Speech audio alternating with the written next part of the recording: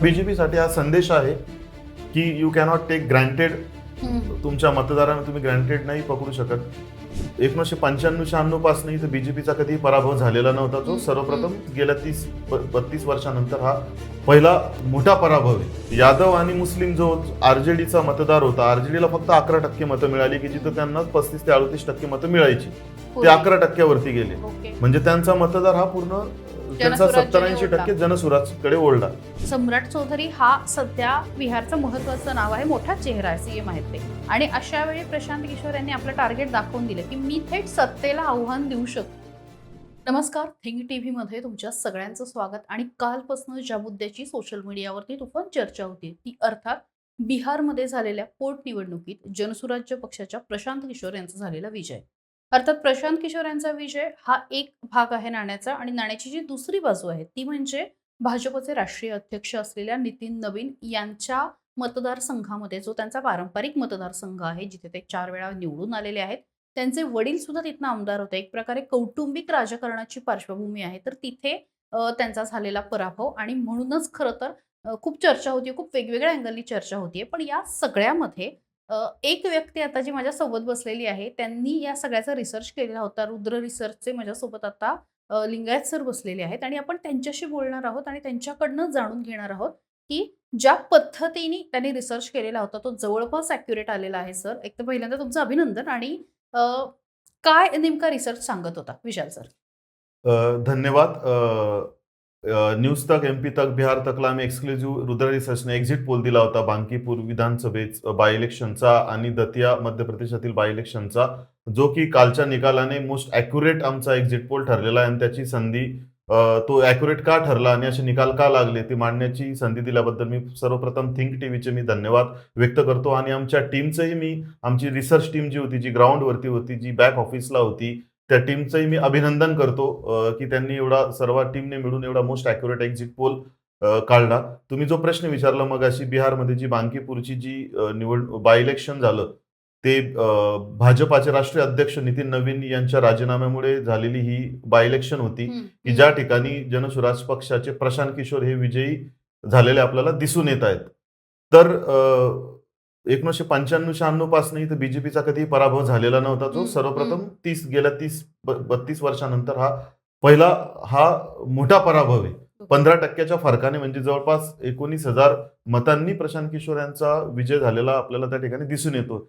तर याची प्रमुख कारण हीच आहे की प्रशांत किशोर सारखा सुशिक्षित, प्रचलित चेहरा, जो मागील 4 वर्षापासून सतत जनसुराज नावाचा पक्ष बिहारमध्ये स्थापन करून ज्यांनी पैदल यात्रा केली पूर्ण बिहारमध्ये, आणि जातीविरहित राजकारण करण्याचं त्यांनी अपील केली लोकांना. आणि त्यांनी बिहारचे किंवा त्या मतदारसंघाचे जे लोकल विषय होते ते त्यांनी मुद्दे मांडले. शिक्षणाचा विषय मांडला, त्यांनी बेरोजगारीचा विषय मांडला, आणि तिथं अगदी त्या ठिकाणी ड्रेनेजचे जे विषय होते. बांकीपुरा म्हणजे हा पटना महानगरपालिकेमध्ये येणारा एक भाग आहे की एक 25 वॉर्डचा बनलेली एक विधानसभा आहे. या ठिकाणचे जे छोटे छोटे विषय होते प्रत्येक गल्लीतले किंवा ड्रेनेज सारखे, ते त्यांनी उचलून धरले. आणि त्यांनी लोकांना अपील केली की जातीच्या पलीकडे तुम्ही मला मतदान करा. महत्वाचा प्रमुख अपोजिशन पक्ष जो होता त्या ठिकाणी, राजद, आरजेडी, जो महागठबंधनकडून उमेदवार होता, तर त्यांचे जे मुस्लिम, यादव, दलित जे कॉम्बिनेशन होतं त्यातील 70-80% ते जनसुराज पक्षाकडे जाताना आपल्याला मला असं दिसून वाटतं आलं. की ज्यांनी बिहारचा अभ्यास केलेला आहे, तर बिहारच्या निवडणुका ह्या कायम जातीय राजकारणावरती फिरत आल्या, किंवा तिथं जातींचा टक्का हा फार मोठा काम करतो. म्हणजे जर का आपण बांकीपूरच्या बाबतीत म्हणतोय, तर तिथे सुद्धा एक काय म्हणतो, अपर क्लास आणि लोअर कास्ट ह्याचं ते जे डिव्हिजन आहे ते मोठ्या प्रमाणावरती होतं. विशेषतः नितीन नबीन हे सुद्धा मला वाटतं कायस्थामधून येतात. म्हणजे सर्वाधिक तो समाज तिथे आहे किंवा निर्णायक समाज आहे. मग असं असताना सुद्धा भाजपला नाकारणं म्हणजे कुठेतरी अँटी इन्कम्बन्सी होती का? किंवा यातला एक दुसरा थ्रेट म्हणजे की भाजप जे काही जातीचं राजकारण किंवा ते अनुसरून जे काही पारंपरिक पक्ष राजकारण करतात, त्याला कुठेतरी छेद देण्याचा प्रयत्न प्रशांत किशोर यांनी केला का, आणि लोकांना तो आवडला का? सर्वप्रथम बिहारमध्ये, आपल्या महाराष्ट्रामध्ये जेवढं जातीचं राजकारण होत नाही, ते बिहार हे जातीचं राजकारण त्या ठिकाणी खूप मोठ्या प्रमाणात होतं. बांकीपूर विधानसभा मतदारसंघामध्ये कायस्थ हे 16% येतात, भूमिहार 8%, ब्राह्मण 7%, राजपूत 5%. असा 36-37% सवर्ण वर्ग, फॉरवर्ड कास्ट म्हणतात तिकडे याला, ह्या मतदारसंघात असा हा बीजेपीचा कोर मतदार हा मानला जातो. या व्यतिरिक्त यादव 12%, मुस्लिम 10%, कुर्मी कुशवाहा 8%, ऑदर ओबीसी 11% आणि इतर 4%, आणि दलित 9%. तर असं एक कास्ट कॉम्बिनेशन या मतदारसंघाचं आहे. तुम्ही मग अशी विचारलं की जातीय समीकरणाच्या पलीकडे जाऊन प्रशांत किशोर यांनी कशा पद्धतीने मत, तर प्रशांत किशोर यांना जवळपास सर्व समाज घटकातनं मतं मिळालेली दिसून येतात. सवर्ण वर्गातून आमच्या एक्झिट पोलमध्ये आमच्या निदर्शनात असं आलं होतं 40%पर्यंतची मतं ही त्यांच्या बाजूला जाताना दिसली. म्हणजे भाजपची फुटली. भाजपाची मतं फुटली म्हणजे महत्वाचा मुद्दा आहे. सवर्ण वर्ग 40% यांच्याकडे आला, प्रशांत ओके. किशोर यांच्याकडे. ओके. यादव आणि मुस्लिम जो आरजेडीचा मतदार होता, आरजेडीला फक्त 11% मतं मिळाली, की जिथं हम्म. त्यांना 35 ते 38% मतं मिळायची, ते पूर्वी. 11%वरती गेले. ओके. म्हणजे त्यांचा मतदार हा पूर्ण त्यांचा जनसुराज्याने 70-80% जनसुराजकडे ओढला. कारण तेजस्वी यादव प्रचारामध्ये शेवटच्या 2 दिवसामध्ये उतरले, त्यांनी प्रचारही केला नाही, ते शेवटच्या 2 दिवसात आले. तोपर्यंत मतदारांमध्ये प्रशांत किशोर हे नरेटिव्ह पेरण्यात यशस्वी झाले की ही लढाई भाजप विरुद्ध जनसुराज आहे, आरजेडी इथं कुठेही नाही. ओके. आणि मुस्लिमांचा मी एक नेहमी आम्ही ट्रेंड ऑब्झर्व केलेला आहे ऑल इंडिया लेव्हलला. बीजेपीच्या विरोधात जो उमेदवार स्ट्रॉंग आहे, जिंकू शकतो, मुस्लिम त्या उमेदवाराच्या मागे प्रामुख्याने उभं राहतात. इथे आपल्याला 75% मुस्लिम वर्ग हा जवळपास जनसुराजच्या उमेदवाराच्या मागे असल्याचं आपल्याला दिसून आलं. नितीश कुमार मुख्यमंत्री पदावरने यांना दूर झाले, याच्यामुळे कुर्मी कुशवाहा पिछडा वर्ग जो म्हणतात ओबीसी त्यांच्यात नाराजगी असल्याचं दिसून आलं. सम्राट चौधरी जरी कुशवाहामधून येत असून ते मुख्यमंत्री जरी झाले असते तरी त्यांच्यावरती प्रशांत किशोर सतत आरोप करत होते त्यांच्या पार्श्वभूमीवरनं, जे त्यांच्या मागील काळामध्ये त्यांच्यावरती जे आरोप झालेले होते. स्टुडंट विद्यार्थ्यांचं पेपर लीकचं जे आंदोलन नुकतंच जंतर मंतरवरती सुरू होतं, पटण्यालाही AK-47 वगैरे निघाल्या अशा बातम्या आपल्या वाचनात आल्या. तर याचा मोठा परिणाम 18 ते 35 वयोगटातील तो कुठल्याही सवर्ण वर्गातीलही 50% जवळपास 50% मतदारांनी जनसुराजला पाठिंबा देताना आपल्याला दिसून आले. तर हे आंदोलन नेमकं ही बाय इलेक्शन सुरू असताना पीक लेवलला गेलं आणि त्याचा फायदा पण या ठिकाणी प्रशांत किशोर यांना झालेला आपल्याला दिसून येतो. नितीश कुमार यांचं मुख्यमंत्री पदावरने दूर होणं, त्याचा फटका पिछडा ओबीसी वर्गामध्ये बसलेला आपल्याला त्या ठिकाणी दिसून येतो.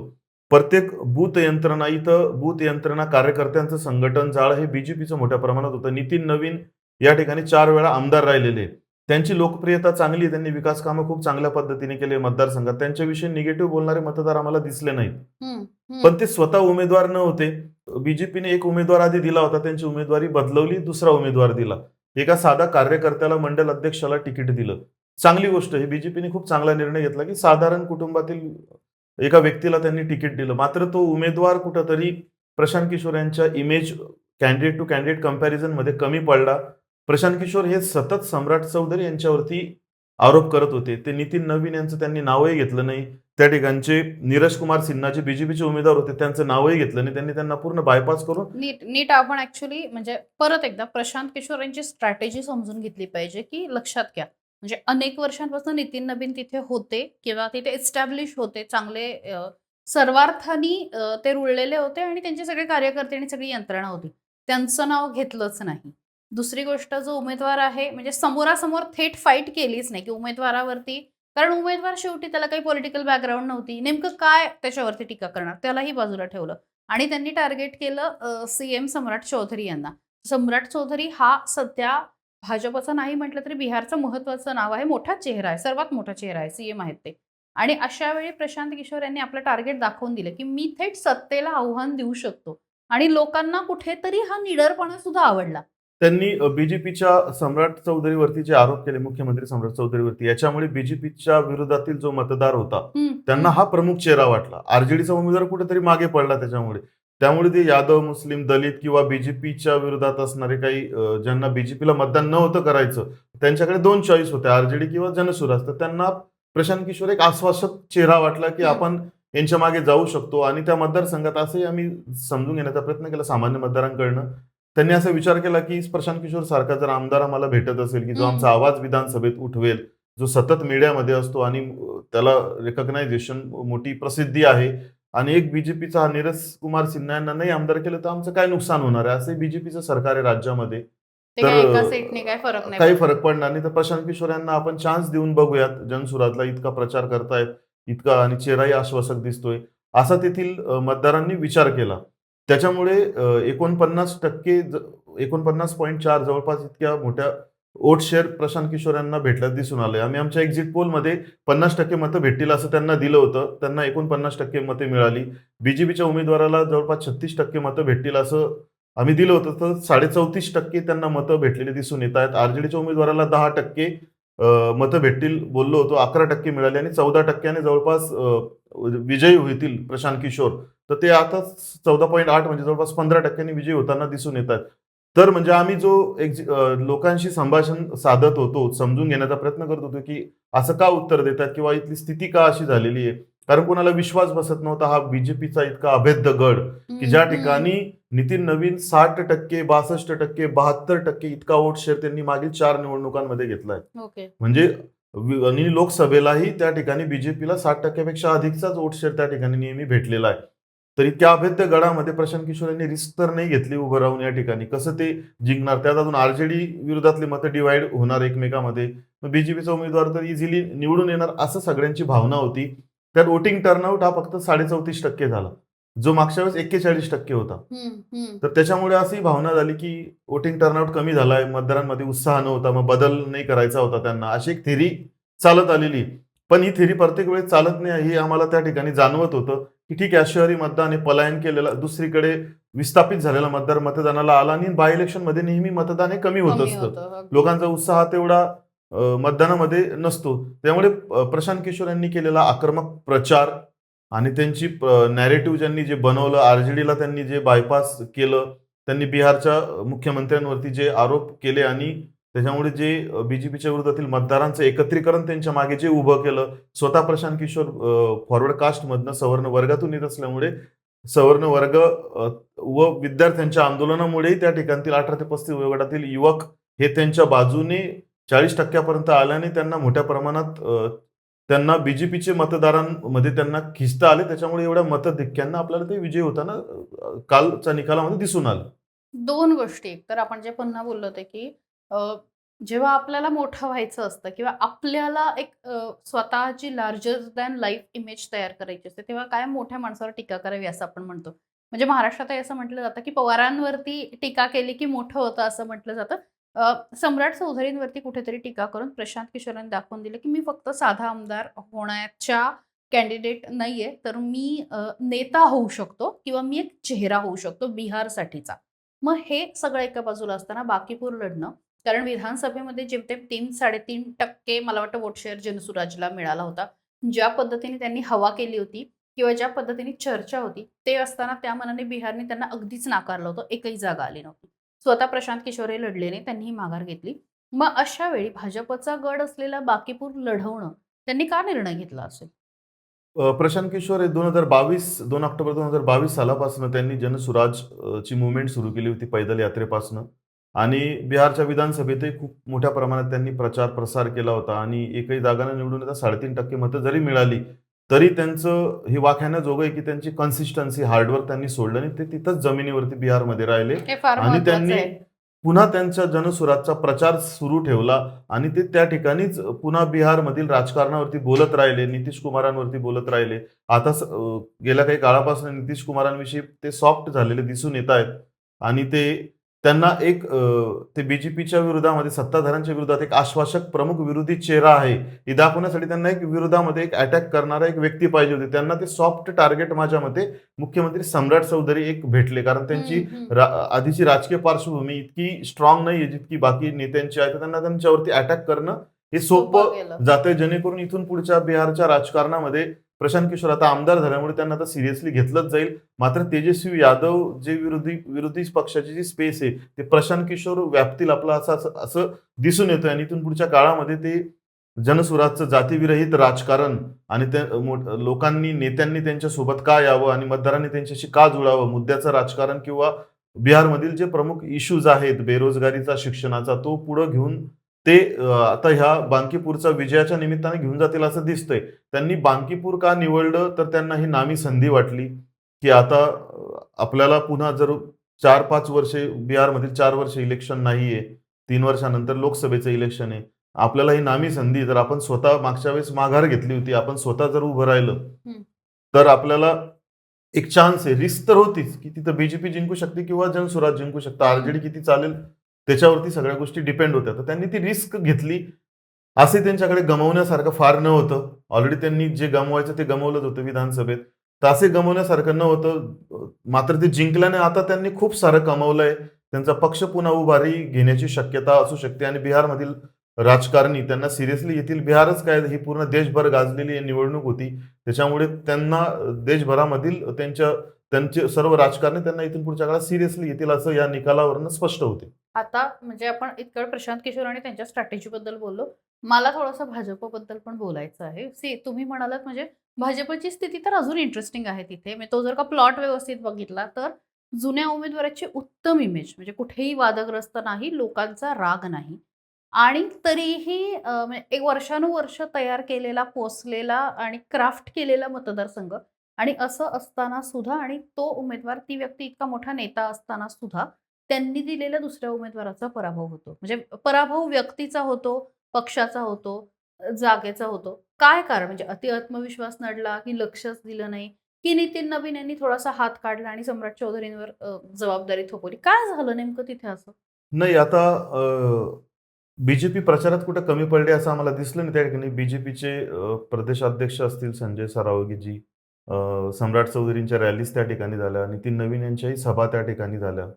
त्यांना कदाचित सुरुवातीला सुरुवातीच्या काही दिवसांमध्ये बीजेपी कॉन्फिडंट होती की हे सीट आपण हारूच शकत नाही. शक्यच नाही. आरजेडी पण विरोधी मतांचं विभाजन होणार आणि आपला सवर्ण मतदार किंवा बीजेपीला ओबीसी जो मतदार आहे तो कसा आपला इतका जाणार.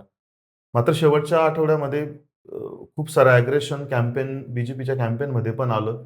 आणि त्यांनाही वाटलं की ही टफ म्हणजे फाईट त्यांच्या होते. लक्षात आलं, की लक्षात आलं होते टफ जड फाईट जातीये. कुठेतरी. पण आता नितीन नवीन स्वतः उमेदवार नसल्यामुळे त्यांना मानणारा मतदार हा त्या ठिकाणी आणि सध्याची सिच्युएशन अशी तयार झाली होती स्टुडंट आंदोलनामुळे, विद्यार्थ्यांच्या पेपर लीक आंदोलन किंवा जो बीजेपीच्या विरोधामध्ये जो नॅशनल लेव्हलला राग तयार झाला आणि पटना शहरामध्ये पुन्हा जे त्या ठिकाणी आंदोलनामध्ये होय, ते अघटित शस्त्र घटना आणले. घडल्या. होय, होय. त्याचा इम्पॅक्ट कुठेतरी ह्या निवडणुकीमध्ये ते पीक लेव्हलला होतं आंदोलन आणि हे नेमकं 2-3 दिवसामध्ये वोटिंग होतं तिथं.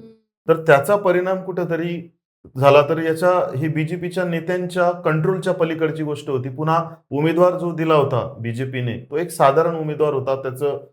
त्याच्यामुळे त्या उमेदवाराशी लोकांनी तुलना केली. प्रशांत किशोर विरुद्ध तो उमेदवार.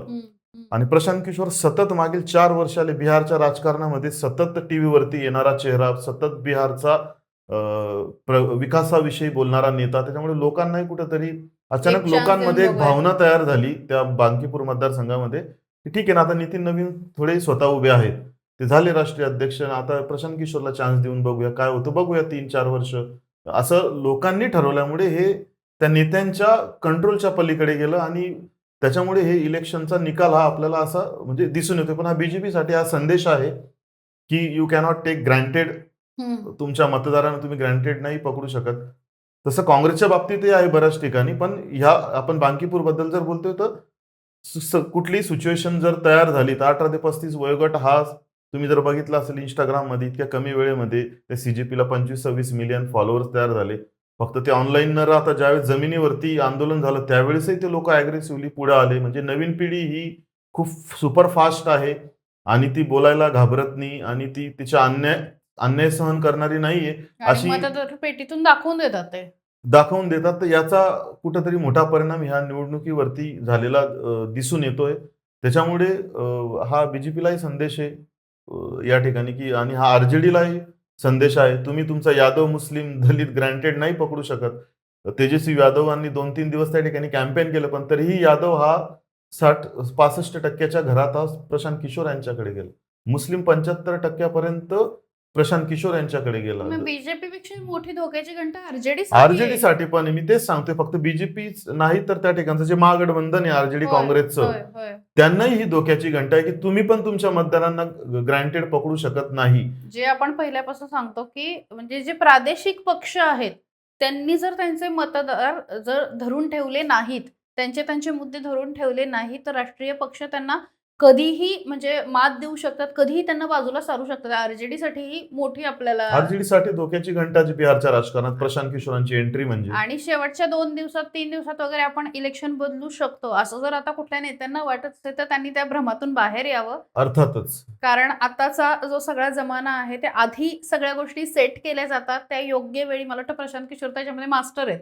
त्यामुळे त्यांना व्यवस्थित माहिती होतं की हळूहळू मला कसं वातावरण तापवायचं आहे, मला कुठल्या वेनी कुठल्या मार्गाने ती निवडणूक न्यायची आहे. त्यामुळे फार ठरवून मला वाटतं त्यांनी सगळी कॅल्क्युलेटिव्ह रिस्क घेतली आणि त्या सगळ्या गणितामध्ये ते जिंकले.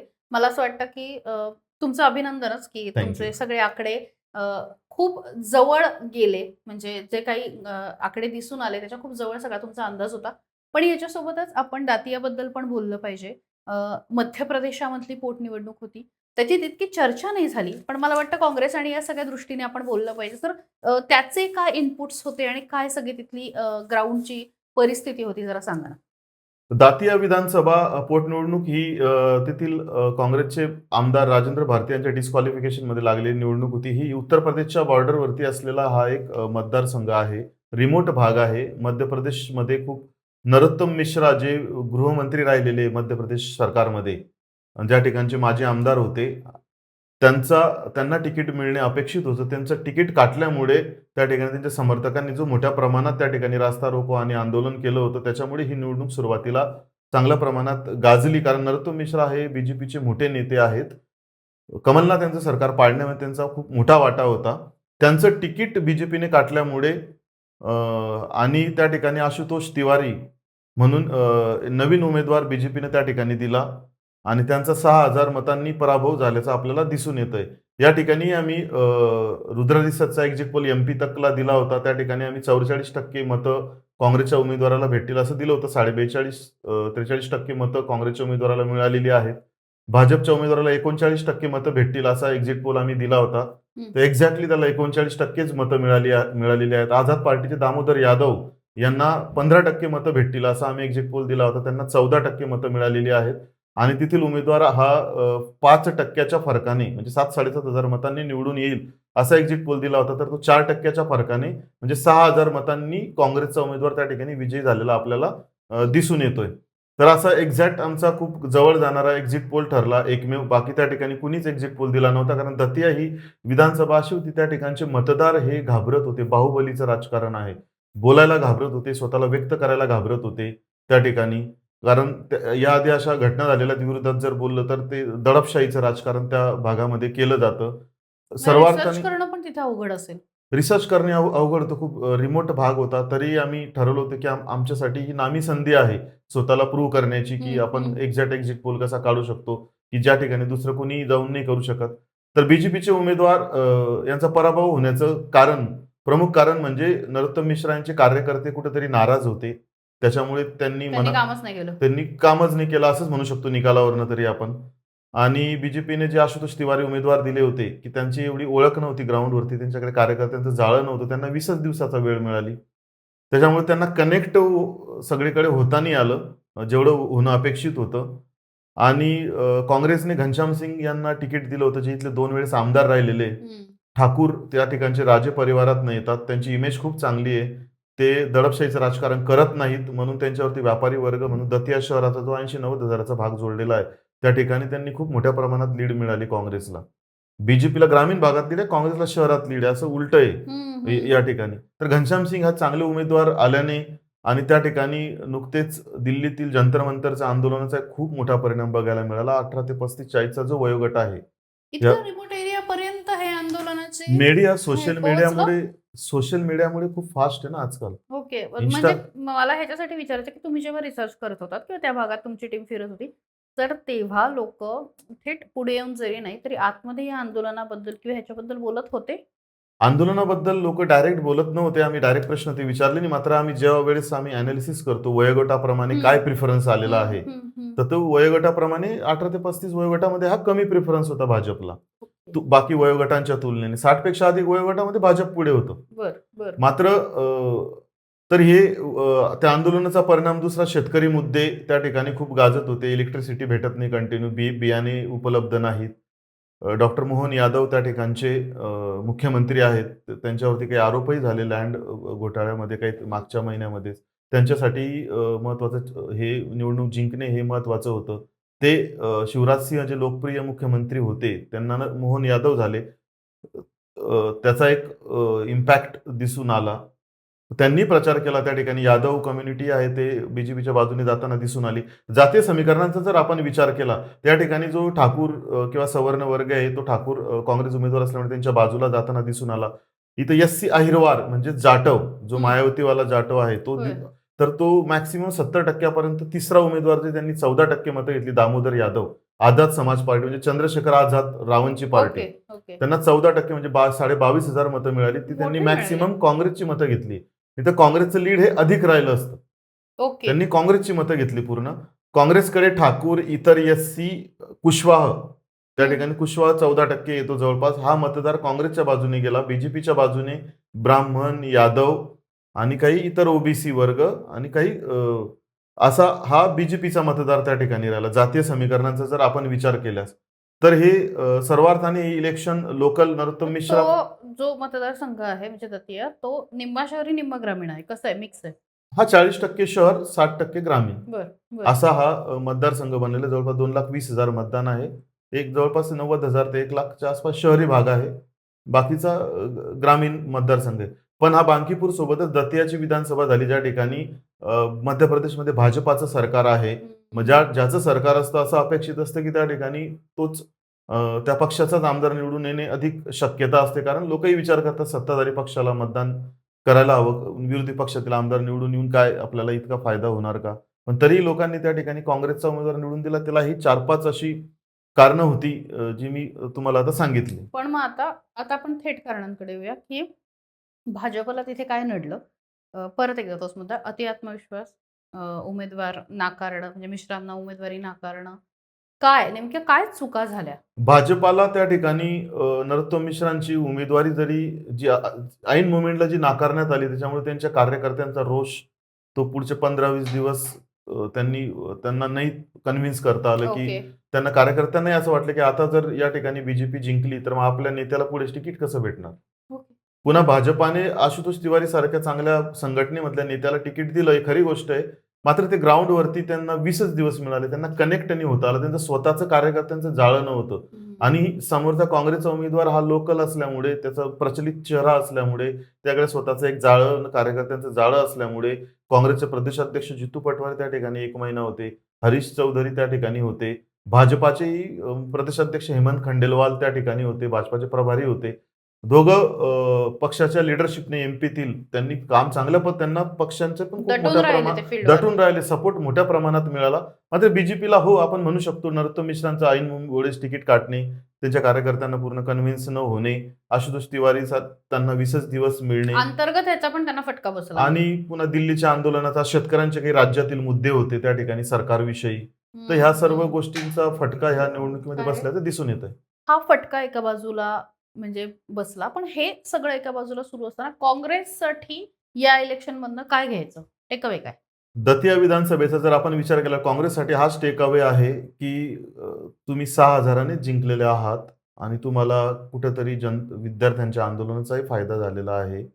तर तुम्ही इतक्या मोठ्या फरकाने नाही, तुम्ही 2028 मध्ये जी मध्य प्रदेशची विधानसभेची निवडणूक होणार आहे, तुम्ही ही एक पोटनिवडणूक 6,000च्या फरकाने जिंकला. याचा अर्थ तुम्ही खूप मोठा विजय मिळवला असाही नाही. तुम्ही बघू शकता तिसरा उमेदवार जो आझाद पार्टीचा होता, त्याला 14% 22,500 मतं मिळाली आहे.